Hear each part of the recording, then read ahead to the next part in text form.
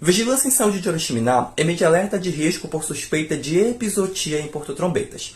Essa notícia saiu aí na última sexta-feira, dia 21, no portal G1, Santarém Região, e trouxe algumas preocupações, né, para quem reside, para quem trabalha em Porto Trombetas, né? Então eu vim comentar alguns pontos importantes sobre essa notícia, né, e trazer algumas informações sobre o que é epizootia e tentar aí aliviar um pouquinho, né, as preocupações de quem reside lá em Porto Trombetas. Então, o primeiro ponto a se destacar, tá? O que é epizootia? Né? Então, epizootia é um conceito veterinário que utilizamos na saúde pública e que significa o adoecimento ou morte de animais em uma determinada área e em uma determinada região sem causa definida inicialmente.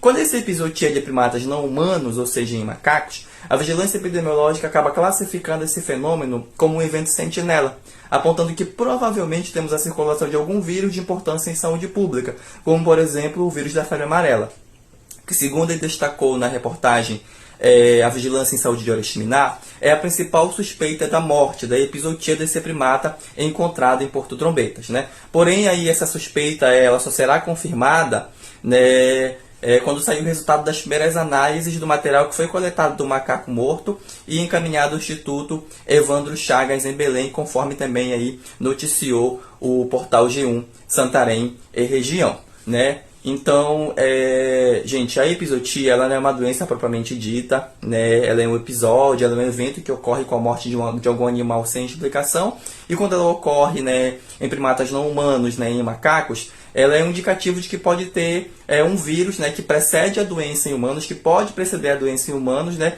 e que esse vírus também pode estar em circulação, como por exemplo o vírus da febre amarela, da dengue, chikungunya e entre outros, tá?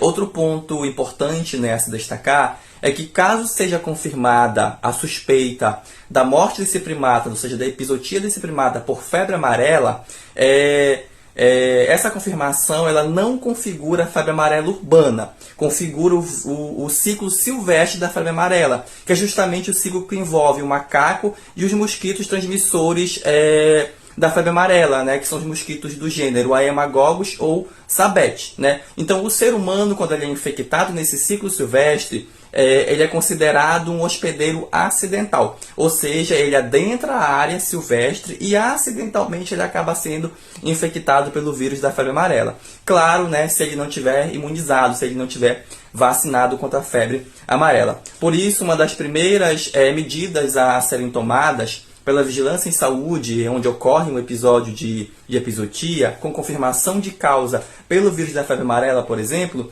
é justamente imunizar, vacinar a população, evitando assim que o ser humano vire um hospedeiro acidental, né, desse ciclo, né? E por último, e não menos importante, né, é fundamental reforçarmos, né, que os macacos eles não transmitem a febre amarela. Gente, eles fazem parte do ciclo silvestre do vírus da febre amarela. Então, porém, a doença ela não é transmitida do macaco para o ser humano. A doença é transmitida pelo mosquito, né? Então, portanto, não tem por que matar, né, querer sair matando os macacos à torto e à direito, achando que isso vai acabar com a febre amarela. Até porque isso é considerado um crime ambiental aí instituído pela Lei 9.605 de 1998, que é a Lei de Crimes Ambientais. Então, é importante lembrar que o que efetivamente vai proteger a população é a imunização.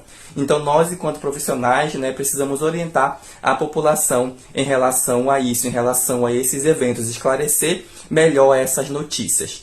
Para finalizar, é importante também destacar que a reportagem enfatiza que as medidas iniciais necessárias já foram tomadas pelas autoridades competentes de saúde, tanto em Porto Trombetas como em adjacências, né? E entre uma dessas medidas está a imunização. E para o vídeo não ficar mais longo do que já está, eu vou deixar mais informações aí na descrição.